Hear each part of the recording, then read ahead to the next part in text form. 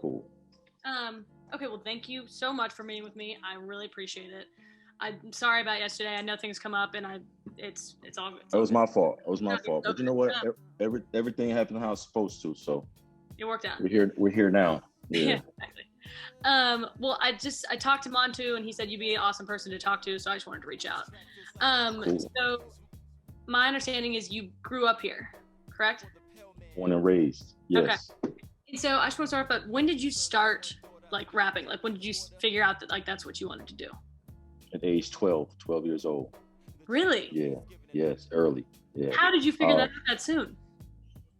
Well, I'm 49, right? I'll be 49 in April. So I'm the same age as hip hop. So when hip hop was born, it was automatically in me, you know what I'm saying? Like other hip hoppers, you know what I'm saying? It's just not the music, it's a culture, right? So exactly. From early age, I always heard music. My parents always played music around the house, I always heard it. But the first song I heard was Rapper's Delight.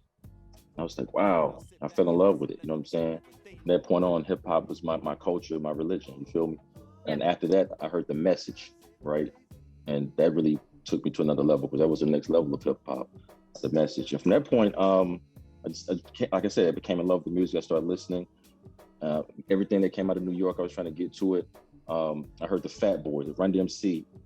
When I heard the Fat Boys, it really opened my eyes. It's like, he's making a beatbox with his mouth. I was intrigued by that, so I started doing that. That was my first inception of the hip hop music form of it. Before that, I was breakdancing and popping. I tried a little graffiti and I was DJing as well. When I was 14, my parents bought me a set of turntables and a mixer and a mic. So that's when I really started crafting my craft at that point at 14. But 12 is when I really started playing around with it, started beatboxing. So I was a beatboxer first. I was known as the beatbox wizard around town. Okay. Yes. Mm-hmm. Well, okay, so I just want to talk to you because I think it's really helpful that you're from here. Because, okay, so I'll just explain the whole background of the project and things like that. So, you know, maybe that'll help guide our conversation. Cool. But basically, I'm just doing, it's a multi-platform piece where we're trying to show, you know, the history of the Athens music scene, you know, whether that's alternative rock as well as hip hop. So being that you're from here and you knew at such a young age that that's what you wanted to do, I think it's super important because we want to kind of tie in how it's changed and kind of progressed into the Athens culture and how that progression kind of went along. Like how, I just wanted to kind of ask my first question, how have you noticed from when, you know, maybe even you were 12, 14, whatever, how have you noticed the Athens hip hop music scene and culture change to what it is now? How or when? Both. Well, like I said, I was doing it at a young age. I did it all throughout middle school, high school. In 1990, I left Athens and moved to Atlanta. I attended Clark Atlanta University. Like you, I was a journalism major, mass comm. There you go. Right, so I was creating up there. From 96, I moved to Detroit, to 96 to 98, pursuing the music. I moved back to Athens in 98, and it was a flourishing hip hop scene at that point. Okay. It was, I wouldn't say flourishing, but it was bubbling at that time, right? So I took what I learned from traveling in Atlanta and Detroit, shows I was putting on there, and brought it to Athens. So I began to open my own, produce my own shows and bring other artists on as well. So from then, you know, other acts began accumulating. In 2000, I moved back to Atlanta, doing my thing up there. Came back in 2002, and it had progressed even more. You know what I'm saying? To what it, basically, not to what it is now, but it was getting closer to that. You know what I'm saying? But to the point where it is now, I would say that began probably about 5 to 10 years ago. So when you say progressed, can you kind of like describe that a little bit for me? Like, and in what way did it progress? Like, how did you note the progression? Well, I noticed there was more artists being seen, more acts performing in the downtown area, more acts from all over, basically. Before, when I started, there wasn't that many people doing that. I mean, people was trying it at home, but it was a fad for them. There wasn't too many crews that was really actually doing shows, performing, things of that nature. My crew and myself and a few others were out there actually like doing it every other day. You know what I'm saying? So the progression of it was seeing more artists performing in more clubs, more ads in the newspapers, flagpole, things like that. You know, not much. It's still not as much as it needs to be, but there was some progression there. To me, Athens is always a place to come home and practice that. Come in and harness my gift and go back out to the world for me. You know what I'm saying? Yeah. Yeah.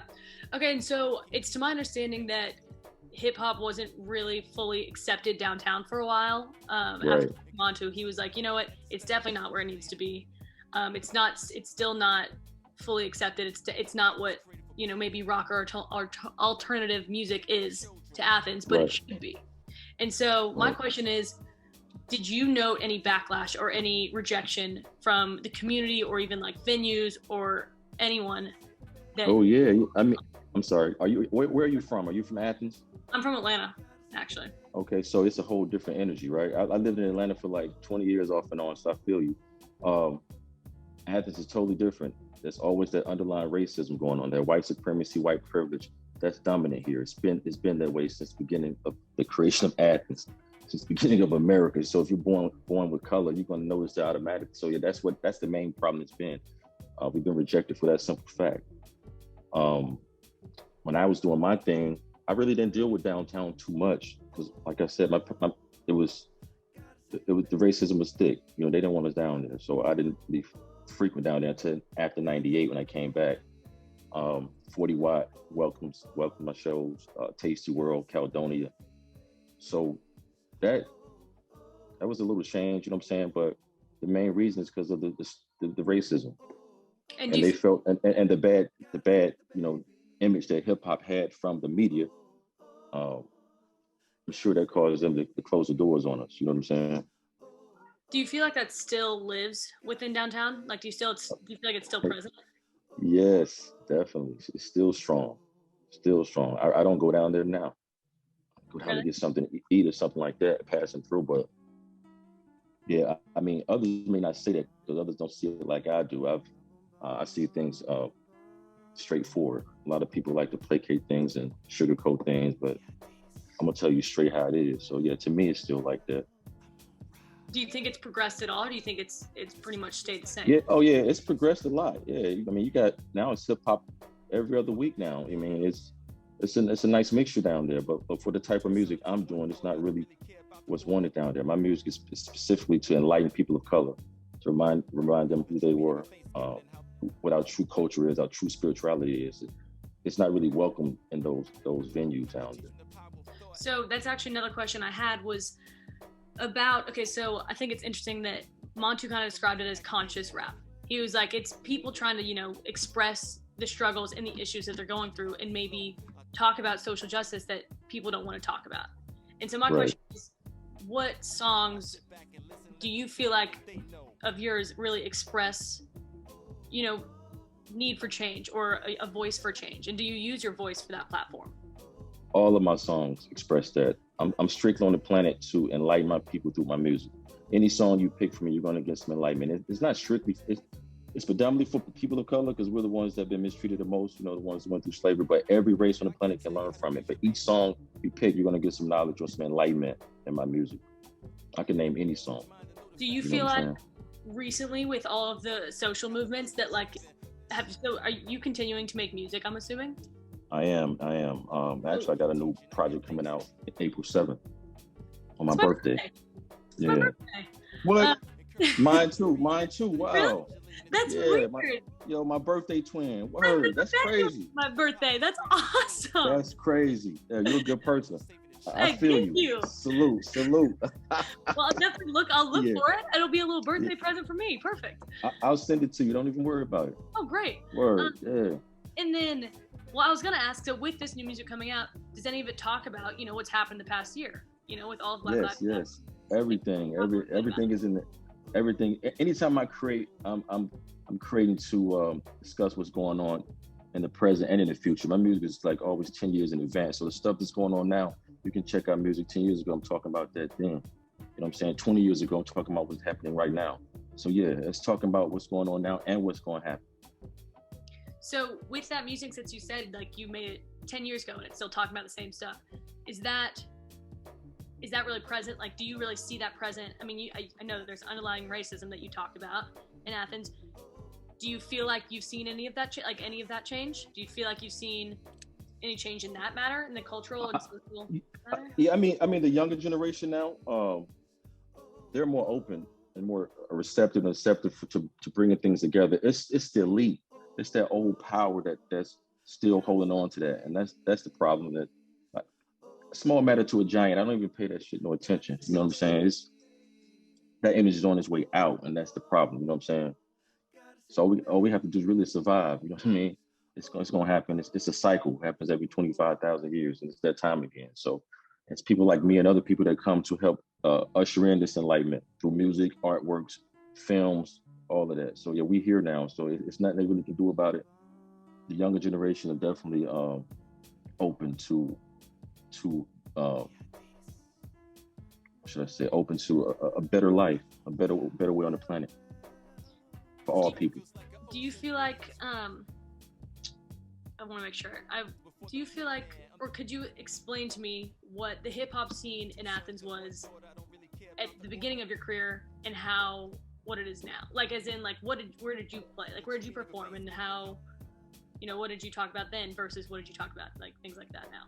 Well, back then, this was the early '80s, 85, 86. It wasn't too many places to perform, but high school talent shows, middle school talent shows, assemblies at school, maybe holiday functions, things of that nature. That's how I really got my start. My dad was my first manager, and he would take me to different spots.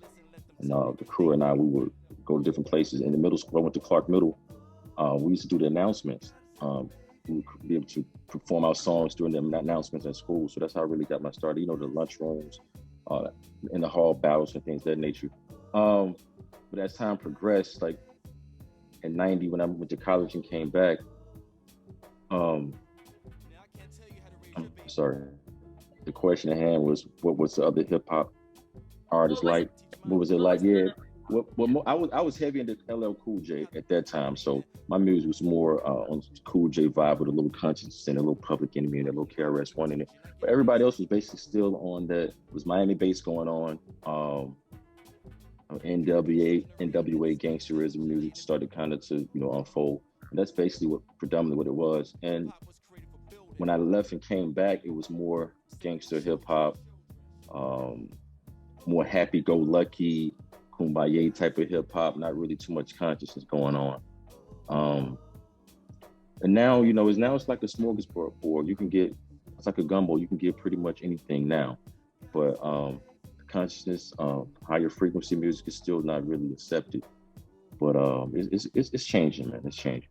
Yeah. I'm always brought back here for a reason too, and I think I'm here to help make that change. Right. And then I was just to clarify, where did you go to high school in Athens? Clark Central on the west side. I grew up on the west side of Athens. Okay. Yes. And so when you would perform during talent shows or in the lunchroom or at assemblies, things like that, would you ever get any backlash from the teachers or the school in any way? No, not at that time, because it was new and it's fresh and they thought it was exciting. So it was cool back then. They thought it was a fad that was going to die out, really. And it kept a lot of children off the streets and out of trouble too. So, it was cool at that point. It wasn't until the gangster rap came in when everything switched and changed. And I don't like to call it gangster rap. It's more like, I guess, street rap or reality rap. You know what I'm saying? Yeah, for sure. And so do you feel like, do you incorporate more street rap or more things like that in your music now? Since it became more of a... Nah, I never stayed off. I'm sorry, I mean to cut your wisdom. I never stayed off my path. I'm here on a mission. I'm like a frequency, zip. So I stayed true to that. Everybody wanted me to add that street mentality to it, but that wasn't my nature. You know what I'm saying? I wasn't raised like that. I grew up with two parents. They're still married 50 years. I always got what I wanted. I didn't have to resort to the streets or drugs or nothing like that. So I didn't know that life. But I know people that was into that, was very aware of that. But that just wasn't my frequency. You feel me? So I stayed on my path, and my path is strictly enlightenment. You know what I mean? Yeah. So yeah, that's it. And that's one of the reasons I've really never probably made it in the industry, because what I'm kicking is too much. It's too much for the elite. You know what I'm saying? Yeah. I was connected with Jermaine Dupri at the age of 16. When he was 15, he produced my first demo. I had the same management as Outkast, Goody Mob, Escape. I was in the same camp. I tell the story every time. But due to the fact, creative differences and me not really wanting to perform, I had to like do it on my own because they weren't really trying to hear that. You know what I'm saying? Right. So that's what I've been doing around for like the past, 27 years independently. Well, good for you for staying focused on what you actually believe in. I mean, it's hard to come by. I like to tell people, once you figure out your purpose, your life becomes easier. You know what I'm saying? So I figured out my purpose at 12. So that's what I've been, that's been it. You know what I mean? Yeah. So how do you feel like your music affects, a broader audience, and how do you want it to affect a broader audience? My music is for the select few, so I feel that I'm reaching the select few, those that are in tune with their frequency, you know what I'm saying? So I get emails, DMs every day about how I've changed people's lives, I've awakened them to the truth of reality daily, you know what I'm saying? So I'm making a change, slowly but surely, you know what I mean? Yeah, and now we're in what's known as the information age. People are waking up now, so they're more, they gravitate towards it more now. You know what I'm saying? So they're receptive to it more now. So I'm just going. I'm doing it the best I've ever done it now. It's like fine wine. I'm like at my top right now, and I'm still creating. I'm going to create until I can't talk. You know what I'm saying? Yes, I know exactly what you're saying. And it's coming out on my birthday, which is even better. That's crazy, man. You see how the universe works? That's let you know. I know, that's weird. That's like synchronicity. Weird. Synchronicity. And then this is going to be a hard question, and so I know it might take a while, or if you can't even answer, I get that too. But I was just going to ask if you could pick out a song that you felt gave the most voice or gave a bigger message out of all of them. Which one would you choose, and can you talk a little bit about it? It's about 30 years of music. Hold on, let me think real quick. I would have to say it would be my song called Save the Babies. I created that song in 2004 and released it on my 2016 album's Sun Cycle. It's a bonus track, Save the Babies. And it's basically about empowering children, melanated children specifically, and basically dropping jewels on who we were, our culture, and what it means to follow your soul, basically. Save the Babies. It's on all platforms. Actually, all my music is on all platforms. Just Google Amun-Ra, Athens, Georgia, or Atlanta, Georgia. And that's Amun-Ra, Amunra. Everything is there. Spotify, Tidal. I just recently released a single called Children of the Most High. It's featuring a Wu-Tang affiliate, Timbo King from the Royal Fam.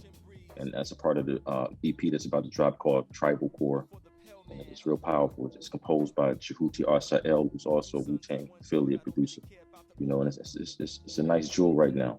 I don't like to give them too much. It's like 6 cuts. I like to just hit you real quick, let you absorb that and come back. It's right now, people's attention span is really, really short. So you can't give them too much. They're not listening like that. So you gotta, and then, you know what I'm saying? So that's what I do. So can you tell me a little bit about that song? Like, what do you really cover when you, in that short span of time, and how do you get it so quickly and effectively? Save the Babies. Mm-hmm. I basically give a brief breakdown on some of our ancient ways. Talk about the things, how if I would have a child, how I would raise that child. It was before I had children. I have 2 daughters now, Sekhmet and Tefnet. But it's basically a song of how I would raise my children if I had children, basically. And that's what it's about. It's 2 strong verses. It's a nice hook. The hook was sung by my man Valentino D.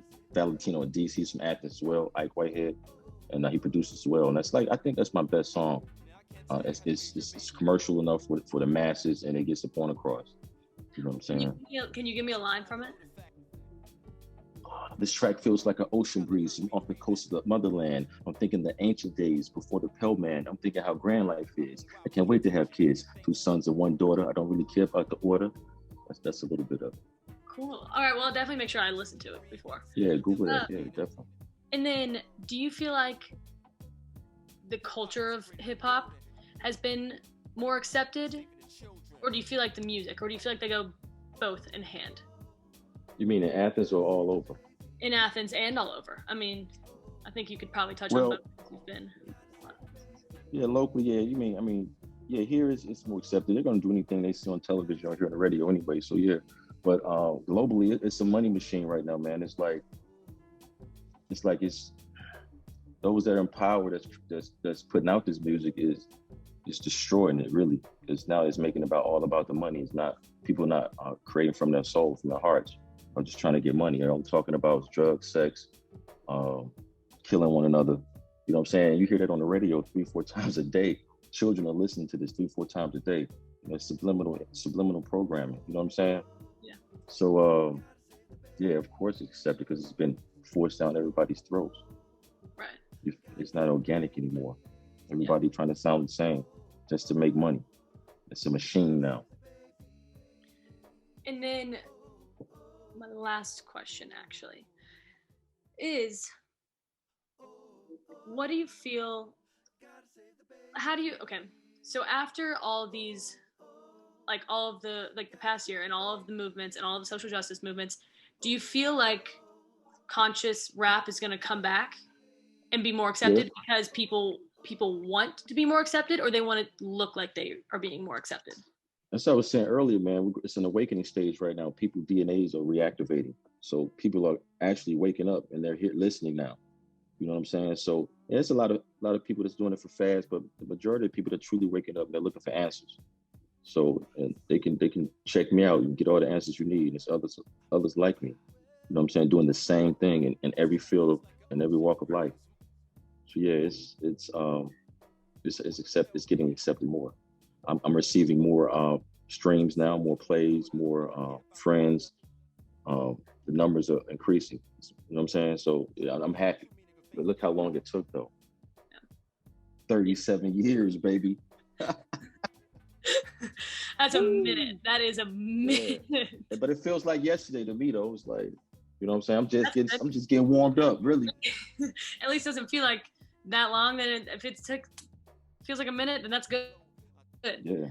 That's all you can ask for. Exactly. And then have you ever gotten, and this is specific to Athens, did you ever get any backlash for your music from venues, from the community, from police, in any sense like that?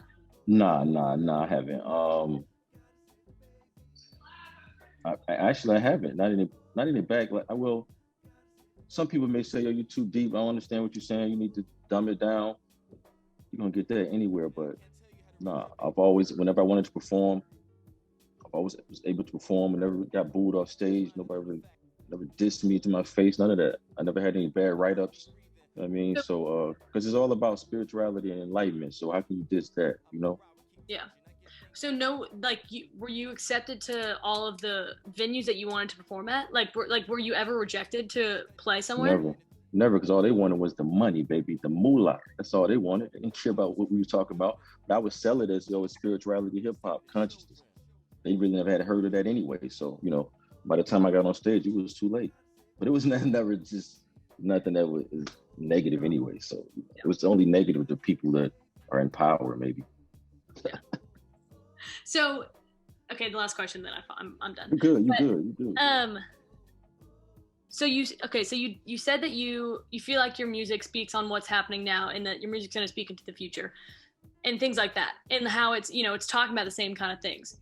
So how is your music definedly different in each album that you've made? How do you talk about these different things and issues, but they're the same issue, if that makes sense? Great question. Yeah, I have to do a lot of rewording, rephrasing. The key to it, though, is the different producers I use.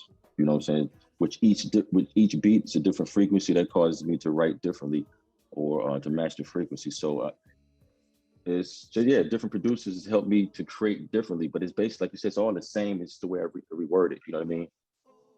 So it's the same. The information is ancient. It's nothing new. You know what I mean? It's like just Eastern and ancient African spirituality and philosophy. That's it. That's what I was going to ask. So last time I asked this, because I think I honestly already did, but what is the main issue that you attack in your music that you feel like is reoccurring and that's come up in every single song? White supremacy. Okay. And that's it. When you're singing about that, and you said like your first album dropped when you were, what did you say, 15? No, I began recording at 14. 14. I started recording with Jermaine Dupri at 16. Yeah, but my first album came out probably was in 98. But I was on other projects with other people before that. But my first solo joint was 98. Music to Time Travel too. And what was that about? What was that? Very esoteric, cosmic, conscious hip hop. Well, I'll be I'm still on that too. You know what I'm saying? Yeah. Not much has changed. It's just it's the times have changed. Yeah. Yeah. So okay, and now I'm done. But so do you feel like the culture along with the hip hop has progressed? Like, do you feel like the city of Athens specifically, do you feel like it's progressed with hip hop, or do you feel like it's just a step behind? And in what ways? Like, if you can give me examples or, talk about it. When you say progressed, do you mean progressed with hip hop is going on outside of Athens, or just period? Just period. Yeah, like I said, you have your gangster hip hop, happy go lucky, everybody get along, and then like the 1% consciousness it's the same to me. It's the same to me than it was 10 years ago. You know what I mean? Yeah. Okay. But you may interview 3-4 more people. Their answer's gonna be totally different. Right. Because they vibing on a different frequency though. You feel what I'm saying? Right. So yeah, I'm just Yep. Okay, well, honestly, that is all I can think of right now that I'm gonna ask, but I may reach back out to you if that's cool. That's cool. And then what I was gonna ask was, because this is a video piece, is there anywhere I should look for footage or B-roll of you performing that I could use in the video? Oh yeah, I'm gonna send you all of that. When we hang up, I'll text you everything. Cool, thank you. And are you sure I have the rights to use it? Yeah, of course. Yeah, but to the people who's listening, you can check out listening or viewing. You can check out my videos at YouTube, and that's Amun-09 YouTube. Okay. My music, you can listen to my music on Bandcamp, and that's Amun-Ra, amun-ra.bandcamp.com. SoundCloud, Amun-Ra-1. And again, Google Amun-Ra Athens, Georgia, and Atlanta, Georgia. Everything will pop up. Okay, cool. I give thanks. Thank you so much. This was awesome, and I could not thank you more for your time. And my pleasure. The conversation was great. My pleasure. And happy early birthday. Likewise, my birthday twin. And good luck with your album coming out. That's so exciting. I'll be sure to look at it and make sure I check that out. And so I might have questions about that after. What you got planned for your birthday? I don't know. I don't have much. Right. So I know I'm the same. I don't take much. I'm just like to be with my family. I'm a big birthday person, which is right. There you go. April 7th. I like to be alone on my day. I don't want to be around alone. Me too. The same. Weird. Probably some good seafood or something. Just spend time with my wife and daughters. That's all I need. And a good movie or something. That's it. Sounds good to me. Sounds perfect. Yeah. Right. All right, guys. Be safe on your travels. Stay safe. Have a good night. All right. Thank you. Bye. Peace.